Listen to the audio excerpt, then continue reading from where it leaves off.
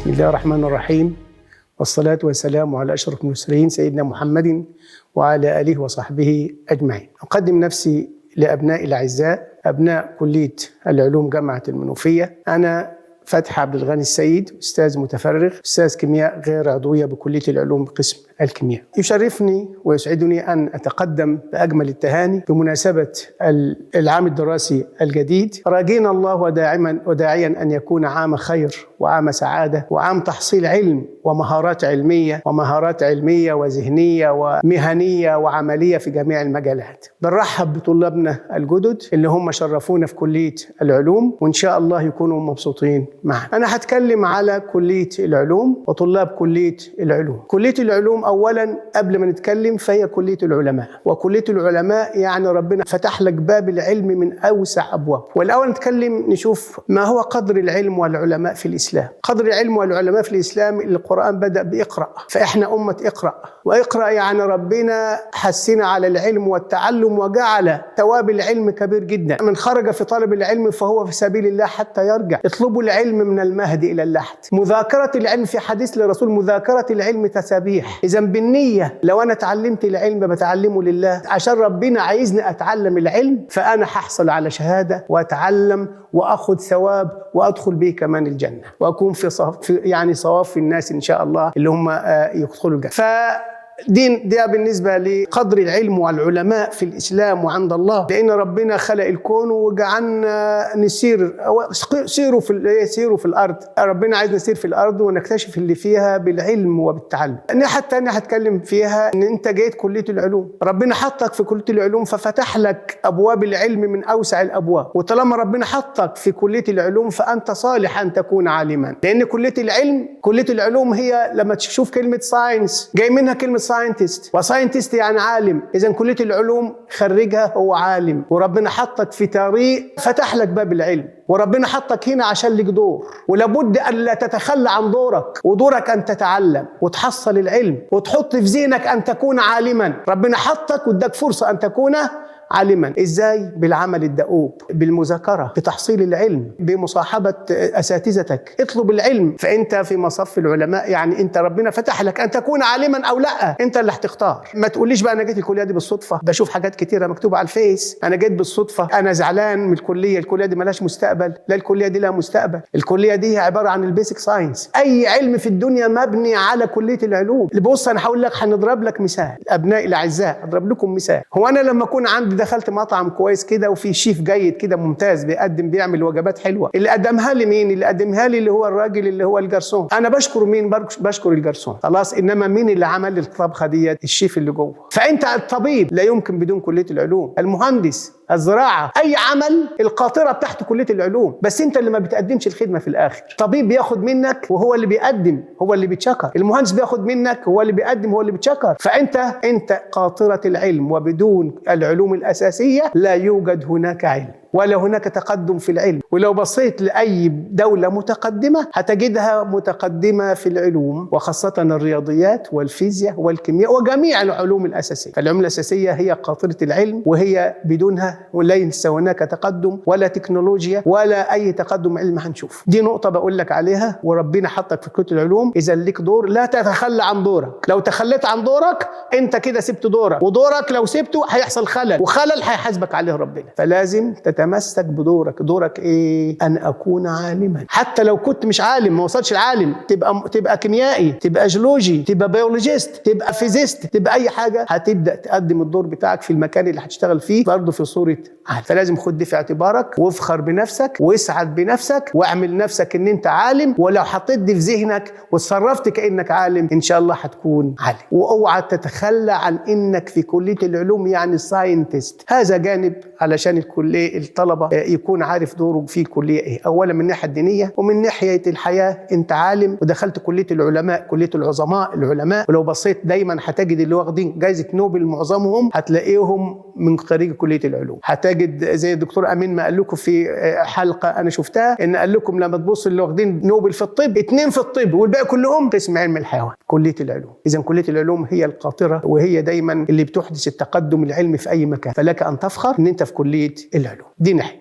الناحية التانية علشان أكون عالم كويس، أنا خلاص قررت أكون عالم، طب أعمل إيه؟ يبقى اللي أنا أعمله المفروض إن أنا أحضر محاضراتي، أفهم، أتعامل مع أستاذي وأقرب منه، أسأله ولا أخجل، أحضر محاضراتي. أهم شيء حضور المحاضرات والالتزام والمذاكرة أول بأول. كنا زمان بنعرف الطلبة بالاسم وعارف مستواه، العملية النهاردة أصبحت إن أنا بدي المحاضرة وأمشي، بقى الطالب في وادي ونحن في وادي. احنا عايزين نقرب من بعض. نقربها ازاي؟ هتيجي منك انت، وانت لو ما لقيتش اقبال من الاستاذ، لا هتلاقي ان شاء الله اقبال من الاستاذ، وهتلاقي منه استعداد ان يقربك منه، ولما يقربك منه هتقدر تستفاد منه، ولما تستفاد منه هتبقى احسن منه. وده اللي احنا نسعى اليه. انا عايز منتج احسن مني، ولو ما كانش انت احسن مني يبقى انا فشلت فشل فعلا. يا لازم اللي جاي يكون احسن من اللي رايح، مش يبقى اللي جاي بنقول ده احنا كان عندنا لغايه امتى؟ كان عندنا مصطفى مشرفة، وعندنا الدكتور فاروق الباز، وعندنا الدكتور سيد مصطفى السيد، وعند الدكتور أحمد زويل، وكلهم عظماء، وفي مصر مليانة عظماء وكانوا بشوات. احنا عايزين نرجع لهذا الزمن ونرجع لصدارتنا العلمية، ولن يكون إلا بكم. أنتم المستقبل ونحن الماضي، فاستفيدوا بالماضي علشان توصلوا للمستقبل سعيد. دي نقطة. فيبقى الحضور مهم جدا. في نقطة برضو أنا مش عارف هي موجودة دلوقتي ولا، كنا زمان بنعمل أسر. الأسر دي كانت بتجمع الأساتذة مع الطلاب على مائدة واحدة، يتحدثون عن مشاكل التعليم والتعلم، وممكن أشوف الموهوب ومش من الموهوب فيكم، ونتبنى الموهوبين ونساعد اللي هم مش موهوبين، يعني بحيث يبقى بنتبنى الوحش عشان يبقى كويس، مش بنتمنى الكويس عشان يبقى وحش كما يقال عننا. يا ريت تبدأوا تعملوا موضوع الأسر والريادة، ونبقى في احتكاك بين أعضاء التدريس وبين الطلاب والقرب، علشان نقدر نتفاعل مع بعض ونطلع منتج سعيد، منتج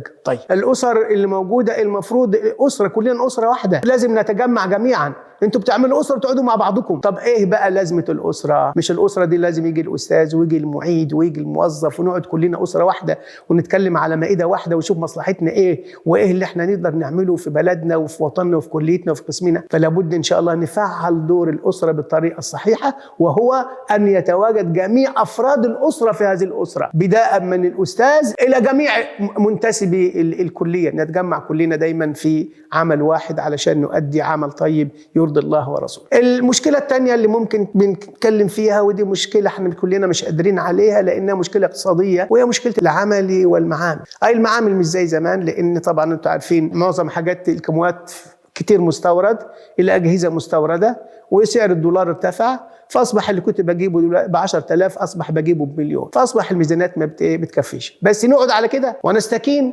ونستسلم؟ لا، ما نعمل ايه؟ نستخدم الموجود أحسن استخدام، ونرشد الموجود أحسن استرشاد. نرشد. أنا عندي ممكن أعمل تجربة واحدة تغني عن 10، وممكن أستخدم جهاز واحد نستخدمه كلنا. مش ما عنديش جهاز واحد نقول لا ما عنديش غير جهاز واحد مش عامل التجربة دي، لا، الجهاز الواحد نحاول كلنا نتعلم عليه كويس، نستخدمه كويس، يبقى دايما حركتي في المعمل حركة مرشدة، حركة بتحرك كده بخفة وبدون زحمة. ونستخدم لو ميزان واحد هنستخدمه كلنا، جهاز واحد هنقيس عليه قياس يبقى نستخدمه كلنا، ونحاول نستخدم الموجود أحسن استخدام بحيث نطلع منه بأحسن فائدة. وطبعا احنا معاكم الكلام ده مش مسؤوليتكم لوحدكم، دي مسؤوليتنا كلنا كأساتذة ومعيدين، ان احنا نحاول اللي موجود في المعامل والإمكانيات الموجودة نرشدها ونستخدمها أحسن استخدام، بحيث نوصل للهدف المرجو، ان انا اكتسب مهارات ذهنية، اكتسب مهارات عملية، استخدم مهارات مهنية. كل المهارات اللي المفروض اكتسبها من خلال الامكانيات المحدودة الموجودة، الى لغاية ربنا ان شاء الله ما يكرمنا ويبقى عندنا ان شاء الله هنطلع من عنق الزجاجة ونبدأ نقدر نشتري اللي احنا عايزينه. فديت نقطة بنتكلم فيها، وحتى لو كانت هي نقطة ضعيفة عندي ما بتأثرش فيا كمستوى، لان انا بعد ما بتخرج هيبقى ينقصني ايه؟ ما شفت جهاز UV مثلا وجهاز انفراريد، بس انا درسته نظريا وعرفت ما اعمل به ايه، واول ما اتخرج واروح مكان فيه الجهاز ده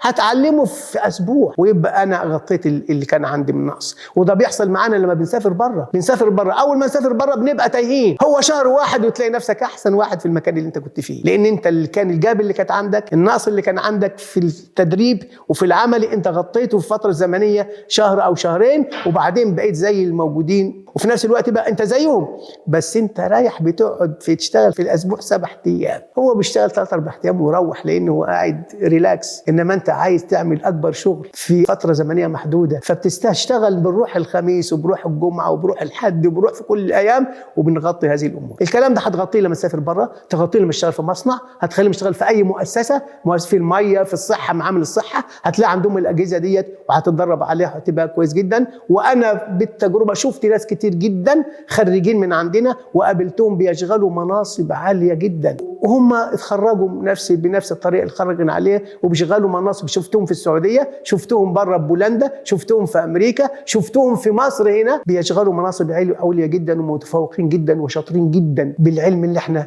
بنعلمه. فانت لازم ما تقولش انا وحش، لا ده انا كويس، مش كويس عشان استكين، لا ده انا كويس علشان انطلق، انا كويس عشان ابقى احسن واحسن واحسن واحسن. والكلام ده انا قلته في مؤتمر، كان مؤتمر اللي هو الخريجين، توظيف الخريجين، وقلت لهم كده في اخر كلمه: انتم كويسين، انتم كويسين، وثق في نفسك، ولما تثق في نفسك اعمل لنفسك كارير. لما تعمل نفسك كارير تختار لنفسك حاجه، هتشتغل كيميائي يبقى كيميائي، بس انت ممكن تبقى عالم، ممكن تبقى مبتكر، شوف انت تقدر تعمل ايه، دور على الكلام ده وتبناه، وابدا اشتغل بعد التخرج، وابدا اعمل من نفسك حاجه، اعمل الدور بتاعك اللي ربنا خلقك عشانه، اللي انت المفروض تعمله طالما دخلت كليه العلوم، عشان تبقى في مصف العلماء ومصف العظماء. ده بالنسبه للعمل. بالنسبه بقى اللي انا عايز اشوفه، يبقى فيه الاحتكاك بين الاساتذه وبين الطلاب اكتر. انا بتضايق قوي لما بلاقي طالب انا درست له انا مش عارفه، وساعات هو مش عارفني لانه ساعات ما بيحضرش. هتكلم برضه عن نقطه وهي الدروس الخصوصيه. الدروس الخصوصيه انا في الفتره الاخيره حسيت انها موجوده، ولما تواجد الدروس الخصوصيه معنى ذلك ان في خلل.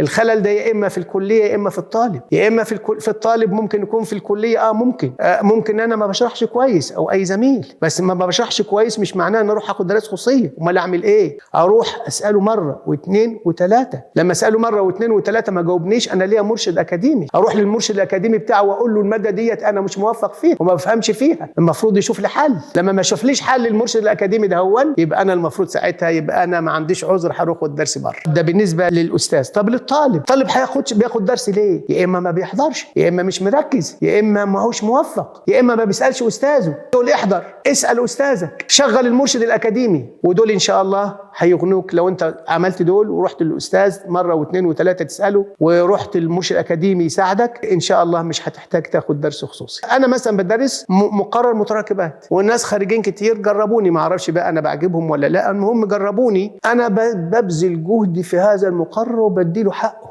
وفي نفس الوقت لو سألتني مليون مرة والله العظيم هبقى سعيد وهجاوبك، ولو جيت لمكتبي هجاوبك، ولو اتصلت بيا بالتليفون هجاوبك، على الواتس هجاوبك. وسائل الاتصال بقت كتيرة جدا مش قليلة، ده انت تقدر تتصل بيا في كل وقت واجاوبك واغنيك عن دروس خصوصية، لسبب ان عمر ما كان خبرة اللي بره اللي بيدرس خصوصي زي خبرة الاستاذ اللي بيدرس لك. الاستاذ اللي بيدرس لك ده واخد فيها ماجستير ودكتوراه واستاذية وعامل فيها ابحاث، عامل ممكن يكون معدي من 100 بحث في هذا المجال، فلما عنده اذا خبراته كبيرة يقدر ينقلها لك. فانت ما تروحليش دروس خصوصيه بسرعه الا اذا كنت بقى عايز تريح نفسك. انا مش عايز احضر الكليه ولا عايز مرشد اكاديمي واروح لواحد يلخص المقرر ويديهولي واجيب فيه لا، مش ده تعليم. تعليم ده لا، ده اسمه تعليم، دي برشامه. انا مش عايز برشامه، انا عايز علم واسع، علم غزير. خلاص، دي نقطه. النقطه الثانيه برضه نتكلم فيها ابناء الطلبه الجدد، ما تزهقش، لان انت في الاول بتاخد تشوك. التشوك ديت ممكن تكون اللغه هتاخد فيها صدمه الاول، بس هي مش مشكله، مع التكرار ومع القرايه ومع تستخدم هتلاقي نفسك بتقرا الساينتفك اكسبريشنز، هتلاقيها جديده عليك هتتعلمها، بعد شويه 5-6 شهور هتلاقي نفسك ما انتش عايز تدرس غير بالانجليزي، واللي سابقينك عارفين الكلام ده ومروا بالتجربه، فدي مش مشكله، عديها وهتعدي. بس الاول هتبذل فيها مجهود، انك هتحتاج